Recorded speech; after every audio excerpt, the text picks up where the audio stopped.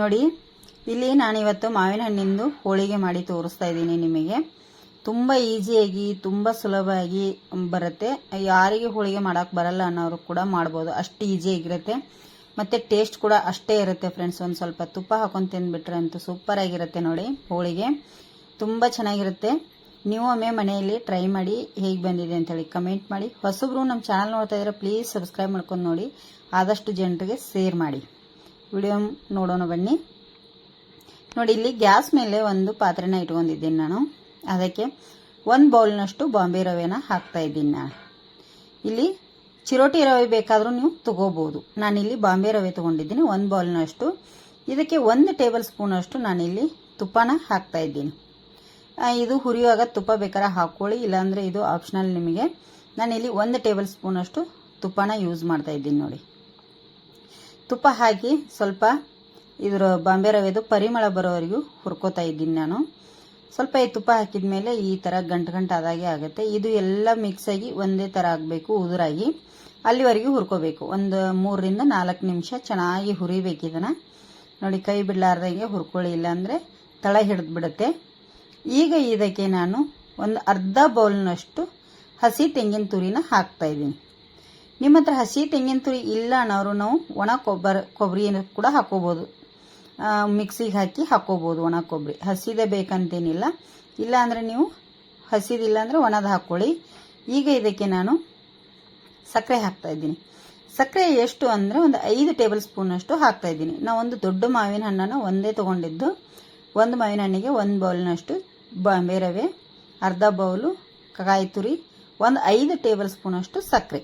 ನಾನಿಲ್ಲಿ ಜಾಸ್ತಿ ಸಕ್ಕರೆ ಯೂಸ್ ಮಾಡ್ತಾ ಇಲ್ಲ, ಮಾವಿನ ಹಣ್ಣು ಸ್ವೀಟ್ ಇರೋದ್ರಿಂದ ಜಾಸ್ತಿ ಸಕ್ಕರೆ ಯೂಸ್ ಮಾಡ್ತಾ ಇಲ್ಲ. ನೀವು ಬೇಕಾದ್ರೆ ಹುಳಿ ಇದ್ದರೆ ಇನ್ನೊಂದು ಸ್ವಲ್ಪ ಹಾಕ್ಕೊಳ್ಳಿ, ಮತ್ತು ನಿಮ್ಗೆ ಇನ್ನೂ ಸ್ವೀಟ್ ಬೇಕು ಅನಿಸಿದ್ರೆ ನೀವು ಹಾಕೋಬೋದು. ನೋಡಿ, ಇಲ್ಲಿ ಒಂದು ಮಾವಿನ ಹಣ್ಣು ದೊಡ್ಡ ತೊಗೊಂಡಿದ್ದೆ ಫ್ರೆಂಡ್ಸ್. ಅದನ್ನು ನಾನು ಕಟ್ ಮಾಡಿ ಮಿಕ್ಸಿಗೆ ಹಾಕ್ಕೊಂಡಿದ್ದೆ. ಮಿಕ್ಸಿಗೆ ಹಾಕಿ ಎತ್ತಿಟ್ಟಿದ್ದೆ, ಅದನ್ನೇ ನಾನಿಲ್ಲಿ ಹಾಕ್ತಾ ಇದ್ದೀನಿ. ನಿಮಗೆ ಇದಕ್ಕೆ ನೀರು ಬೇಕು ಅನ್ನೋರು ಹಾಕ್ಕೊಳ್ಳಿ, ಬೇಡ ಅನ್ನೋರು ನಾವು ಮಾವಿನ ಹಣ್ಣಲ್ಲೇ ಮಾಡ್ಕೋತೀವಿ ಅಂದರೆ ನೀವು ಇನ್ನೊಂದು ಮಾವಿನ ಹಣ್ಣು ಕಟ್ ಮಾಡಿ ಕೂಡ ಹಾಕೋಬೋದು ಮಿಕ್ಸಿಗೆ ಹಾಕಿ. ನಾನಿಲ್ಲಿ ಸ್ವಲ್ಪ ಬಿಸಿ ನೀರನ್ನು ಯೂಸ್ ಮಾಡ್ತೇನೆ. ರವೆ ಕುದಿಬೇಕಲ್ಲ ಚೆನ್ನಾಗಿ, ಇಲ್ಲಾಂದರೆ ಅದು ರವೆ ಇದು ಉಳಿದು ಬಿಡುತ್ತೆ. ಹಾಗಾಗಿ ಇಲ್ಲಿ ನೋಡಿ, ಮಾವಿನ ಹಣ್ಣು ಏನು ರೆಡಿ ಮಾಡಿಟ್ಟಿದ್ನಲ್ಲ ಅದು ಪಾತ್ರೆಗೆ ಸ್ವಲ್ಪ ಒಂದು 4 ಟೇಬಲ್ ಸ್ಪೂನಷ್ಟು ಬಿಸಿ ನೀರನ್ನು ಹಾಕ್ತಾ ಇದ್ದೀನಿ ನಾನು. ಜಾಸ್ತಿ ಏನು ಹಾಕ್ತಾ ಇಲ್ಲ, ಒಂದು 4 ಟೇಬಲ್ ಸ್ಪೂನಷ್ಟು ಬಿಸಿ ನೀರನ್ನು ಆ್ಯಡ್ ಮಾಡ್ತಾ ಇದ್ದೀನಿ. ತಣ್ಣೀರು ಹಾಕ್ಲಿಕ್ಕೆ ಹೋಗ್ಬಿಡಿ, ಮತ್ತೆ ಕುದಿಯೋದಿಲ್ಲ, ಅದು ಹಸಿ ಬಿಸಿ ಅನ್ನಿಸ್ಬಿಡುತ್ತೆ ನಮಗೆ ರವೆ ಇದೆಲ್ಲ. ಅದಕ್ಕಾಗಿ ಬಿಸಿ ನೀರನ್ನು ಕಾಯಿಸಿ ಇಟ್ಕೊಂಡಿದ್ದೆ, ಅದನ್ನು ನಾನಿಲ್ಲಿ ಸೇರಿಸಿದ್ದೇನೆ. ಈಗ ನೋಡಿ, ಇದು ಚೆನ್ನಾಗಿ ಕುದೀತಾ ಇದೆಯಲ್ಲ ರವೆ. ಸ್ವಲ್ಪ ನೀರನ್ನು ಸೇರಿಸುವಾಗ ಜಾಗ್ರತೆಯಿಂದ ನೀರು ಸೇರಿಸಿ, ಯಾಕೆ ಅಂದರೆ ನಮಗೆ ಹೂರಣ ಗಟ್ಟಿ ಬರಬೇಕು ಹೋಳಿಗೆ ಮಾಡಲಿಕ್ಕೆ. ಇಲ್ಲಾಂದರೆ ನೀರು ಥರ ಆಗಿಬಿಟ್ರೆ ಎಲ್ಲ ಹಾಳಾಗಿಬಿಡುತ್ತೆ. ಹಾಗೆ ತಿನ್ನಬೇಕಾಗುತ್ತೆ ನಾವು, ಇಲ್ಲಾಂದರೆ ಅದಕ್ಕಾಗಿ ನೀರನ್ನು ಸೇರಿಸುವಾಗ ನೋಡಿಕೊಂಡು ನೀರನ್ನು ನೀವು ಸೇರಿಸ್ಕೊಳ್ಳಿ. ಕುದೀತಾ ಇದ್ದರೆ ನೋಡಿಕೊಂಡು ಹಾಕ್ಕೊಳ್ಳಿ ರವೆ. ಇನ್ನೂ ಬಿರಿಸಿದ್ರೆ ಸ್ವಲ್ಪ ನೀರು ಹಾಕ್ಕೊಳ್ಳಿ, ಇಲ್ಲಾಂದರೆ ಹಾಕ್ಕೊಳ್ಳಿಕ್ಕೆ ಹೋಗ್ಬೇಡಿ. ಮಾವಿನ ಹಣ್ಣಲ್ಲೇ ನಾವಿಲ್ಲಿ ರೆಡಿ ಮಾಡ್ಕೋಬೇಕಾಗತ್ತೆ ನೋಡಿ. ಕೈ ಬಿಡಲಾರ್ದಾಗೆ ನಾವು ತಿರುಗಿಸ್ತಾ ಹೋಗ್ಬೇಕು, ಇಲ್ಲಾಂದರೆ ತಳ ಹಿಡಿದು ಬಿಡುತ್ತೆ ಇದು.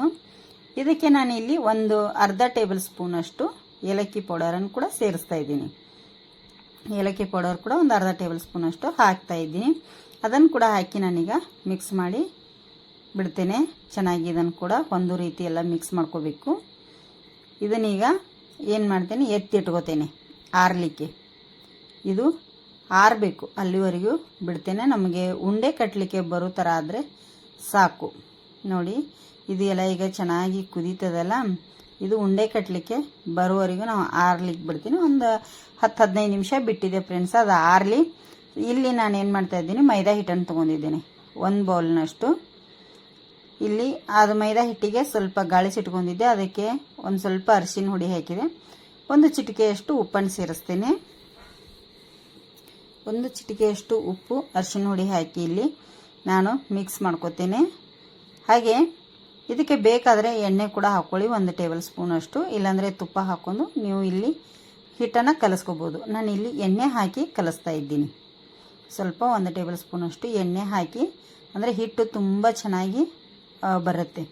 ಈಗ ಇದಕ್ಕೆ ಸ್ವಲ್ಪ ಸ್ವಲ್ಪ ನೀರನ್ನು ಹಾಕಿ ಹೋಳಿಗೆ ಹಿಟ್ಟಿನ ಹದಕ್ಕೆ ಕಲಿಸ್ಕೋತೇನೆ.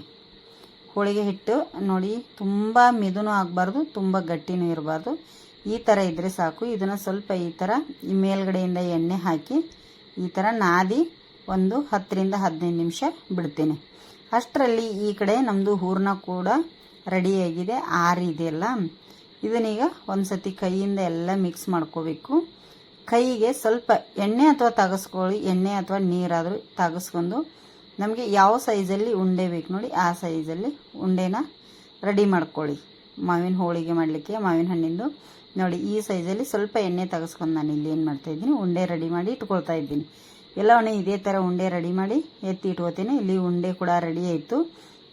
ಹಾಗೆ ಇಲ್ಲಿ ಹಿಟ್ಟು ಕೂಡ ರೆಡಿ ಆಗಿದೆಯಲ್ಲ. ನಮಗೆ ಹಿಟ್ಟನ್ನು ಈಗ ಒಂದು ಸತಿ ಇದನ್ನು ಚೆನ್ನಾಗಿ ಮಿದ್ಕೋಬೇಕು. ಹಾಗೆ ಇದನ್ನು ಮಾಡಬಾರ್ದು, ಕೈಗೊಂಚೂರು ಎಣ್ಣೆ ಹಚ್ಚಿ ಇದನ್ನು ಚೆನ್ನಾಗಿ ಮಿದ್ಕೋಬೇಕು. ಅಂದರೆ ಮೇಲ್ಗಡೆ ಗಟ್ಟಿಯಾಗಿಬಿಟ್ಟಿರುತ್ತೆ, ಇಟ್ಟಿರ್ತೀವಲ್ಲ ಒಂದು 10-15 ನಿಮಿಷ, ಆವಾಗ ಗಟ್ಟಿಯಾಗಿಬಿಟ್ಟಿರುತ್ತೆ ಮೇಲ್ಗಡೆ ಎಲ್ಲ. ಅದನ್ನು ಮಿದ್ಕೊಂಡ್ಮೇಲೆ ನಾನು ಇಲ್ಲಿ ತಗಡು ತೊಗೊಂಡಿದ್ದೀನಿ. ಅಂದರೆ ನಮ್ಮ ಉತ್ತರ ಕರ್ನಾಟಕದಲ್ಲಿ ನಾವು ಉತ್ತರ ಕರ್ನಾಟಕ ಸೈಡು ಹೋಳಿಗೆ ಮಾಡ್ಬೇಕಾದ್ರೆ ಚಪಾತಿ ಮಾಡ್ಬೇಕಾದ್ರೆ ಇದನ್ನೇ ಯೂಸ್ ಮಾಡ್ತೀವಿ, ಅದನ್ನೇ ತೊಗೊಂಡಿದ್ದೀನಿ. ಹಾಗಾಗಿ ನೀವು ಬೇಕಾದ್ರೆ ಬಟರ್ ಪೇಪರು ಇಲ್ಲ ಬಾಳೆ ಎಲೆ ಮೇಲೆ ನೀವು ಯಾವುದ್ರ ಮೇಲೆ ನಿಮ್ಗೆ ಇಷ್ಟ ಆಗುತ್ತೋ ಅದ್ರ ಮೇಲೆ ನೀವು ಆ ಹೋಳಿಗೆನ ಮಾಡ್ಕೊಳ್ಳಿ.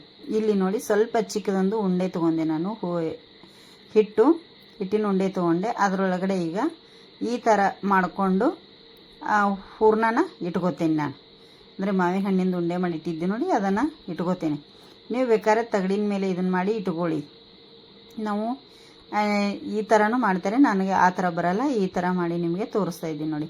ತುಂಬ ಈಸಿ ಆಗುತ್ತೆ ಈ ಥರ ನಾವು ಹೂರ್ಣದ ಉಂಡೆನ ತುಂಬ್ಕೊಳ್ಳಿಕ್ಕೆ.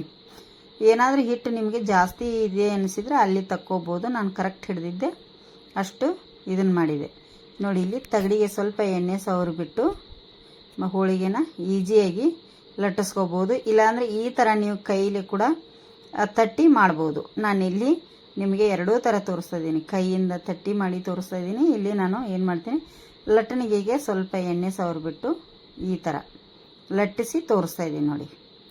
ನಾವು ಹೂರ್ಣ ಒಂದು ತುಂಬುವಾಗ ಯಾವಾಗಲೂ ಹೂರ್ಣ ಹಿಟ್ಟಿನಿಂದ ಹೊರಗೆ ಬರಬೇಕು ಫ್ರೆಂಡ್ಸ್, ಆವಾಗ ಹೋಳಿಗೆ ತುಂಬ ಟೇಸ್ಟಿಯಾಗಿ ಬರ್ತವೆ ನಮಗೆ. ಯಾವ ಹಿಟ್ಟು ಜಾಸ್ತಿ ಕಂಡ್ರೆ ಹೋಳಿಗೆ ಟೇಸ್ಟಾಗಿ ಅಷ್ಟೊಂದು ಚೆನ್ನಾಗಿ ಬರೋದಿಲ್ಲ ನೋಡಿ. ಇಲ್ಲಿ ಹಂಚು ಕೂಡ ಕಾಯ್ಲಿಕ್ಕೆ ಇಟ್ಟಿದೆ, ಹಂಚನ್ನು ರೆಡಿ ಆಗಿದೆ ಕಾದದು ಕೂಡ. ಅದಕ್ಕೆ ಸ್ವಲ್ಪ ಎಣ್ಣೆ ಸವರಿದೆ, ಎಣ್ಣೆ ಸವರಿ ಹೋಳಿಗೆನ ಅದ್ರ ಮೇಲೆ ಹಾಕ್ತೇನೆ. ಈಗ ಎಣ್ಣೆ ಹಾಕಿದ್ರೆ ಹೋಳಿಗೆ ಅಂಟ್ಕೊಂಡು ಬಿಡುತ್ತೆ ಅದಕ್ಕಾಗಿ ಸ್ವಲ್ಪ ಎಣ್ಣೆ ಹಾಕಿಬಿಟ್ಟು ನಾನಿಲ್ಲಿ ಹೋಳಿಗೆನ ಹಾಕ್ತಾಯಿದ್ದೀನಿ ನೋಡಿ. ಹೋಳಿಗೆ ತುಂಬ ಟೇಸ್ಟಿಯಾಗಿದೆ ಫ್ರೆಂಡ್ಸ್, ಹೋಳಿಗೆ ಮಸ್ತಾಗಿ ಬಂದಿದೆ. ಈಸಿ ಆಗುತ್ತೆ, ತುಂಬ ಸುಲಭವಾಗಿ ಆಗುತ್ತೆ. ಇದು ಕೂಡ ನಾವು ಕಡಲೆಬೇಳೆ ಹೋಳಿಗೆ ಮಾಡಿ ತಿಂತೀವಿ, ಗೆಣಸಿನ ಹೋಳಿಗೆ ಮಾಡಿ ತಿಂತೀವಿ, ನೆಲಗಡಲೆದು ಎಲ್ಲ ಥರ ಮಾಡಿರ್ತೀವಿ. ಆದರೆ ಮಾವಿನ ಹಣ್ಣಿಂದು ಯಾವತ್ತೂ ಮಾಡಲ್ಲ ಯಾರು, ತುಂಬ ಕಮ್ಮಿ ಮಾಡೋದು. ಅದಕ್ಕೆ ನಾನು ಮಾಡಿ ತೋರಿಸ್ತಾ ಇದ್ದೀನಿ. ತುಂಬ ಚೆನ್ನಾಗಿದೆ, ಟೇಸ್ಟ್ ಅಂತೂ ಸೂಪರಾಗಿದೆ. ನೀವು ಟ್ರೈ ಮಾಡ್ತೀರಿ ಅಂತ ಅಂದ್ಕೊಂಡಿದ್ದೀನಿ. ನಾನು ಇದನ್ನು ಫಸ್ಟ್ ಟೈಮ್ ಮಾಡಿದ್ದು ನೋಡಿ. ಒಂದು ಸ್ವಲ್ಪ ತುಪ್ಪ ಹಾಕೊಂಡು ತಿಂದುಬಿಟ್ರೆ ಸಖತ್ತಾಗಿರುತ್ತೆ. ಸ್ವಲ್ಪ ಮೇಲ್ಗಡೆಯಿಂದ ಎಣ್ಣೆ ಹಾಕಿ ನಾನಿಲ್ಲಿ ಎರಡೂ ಸೈಡು ಚೆನ್ನಾಗಿ ಬೇಯಿಸ್ಕೋತಾ ಇದ್ದೀನಿ ನೋಡಿ. ಈಗ ರೆಡಿ ಆಯಿತು ಹೋಳಿಗೆ. ನಾನೀಗ ತಗೊಂಡ್ಬಿಡ್ತೇನೆ ಹೋಳಿಗೆನ ನೋಡಿ. ಎರಡೂ ಸೈಡು ಬೇಯ್ತಲ್ಲ, ಈಗ ಚೆನ್ನಾಗಿ ತಗೊಂಡ್ಬಿಟ್ಟೆ ಒಂದು ತಟ್ಟೆಗೆ. ಈಗ ಇದನ್ನು ನಾನು ಸರ್ವ್ ಮಾಡಿ ನಿಮಗೆ ತೋರಿಸ್ತೇನೆ. ಇಲ್ಲಿ ನೋಡಿ ಸರ್ವ್ ಮಾಡಿ ತೋರಿಸ್ತಾ ಇದ್ದೀನಿ. ಹೋಳಿಗೆ ಎಷ್ಟು ಚೆನ್ನಾಗಿ ಬಂದಿದೆ ಅಲ್ಲ, ಸೂಪರಾಗಿದೆ. ನೀವು ಒಮ್ಮೆ ಮನೆಯಲ್ಲಿ ಟ್ರೈ ಮಾಡಿ ಹೇಗೆ ಬಂದಿದೆ ಅಂತೇಳಿ ಕಮೆಂಟ್ ಮಾಡಿ ಫ್ರೆಂಡ್ಸ್. ಹೊಸಬ್ರು ನಮ್ಮ ಚಾನಲ್ ನೋಡ್ತಾ ಇದ್ರೆ ಸಬ್ಸ್ಕ್ರೈಬ್ ಮಾಡ್ಕೊಂಡು ನೋಡಿ ಮಸ್ತಾಗಿದೆ. ಒಂದು ಸ್ವಲ್ಪ ತುಪ್ಪ ಹಾಕ್ಕೊಂಡು ಹೋಳಿಗೆ ತಿಂದುಬಿಡಿ, ಸೂಪರ್ ಆಗುತ್ತೆ. ಇಲ್ಲಿಗೆ ಇವತ್ತಿನ ವಿಡಿಯೋ ಎಂಡ್ ಮಾಡ್ತಾ ಇದ್ದೀನಿ. ಮತ್ತೆ ಮುಂದಿನ ವಿಡಿಯೋದಲ್ಲಿ ನಿಮಗೆ ಸಿಗ್ತೇನೆ. ಹೋಳಿಗೆ ಹೇಗೆ ಬಂದಿದೆ ಅಂತೇಳಿ ಕಮೆಂಟ್ ಮಾಡೋದನ್ನು ಮರೀಲಿಕ್ಕೆ ಹೋಗ್ಬಿಡಿ.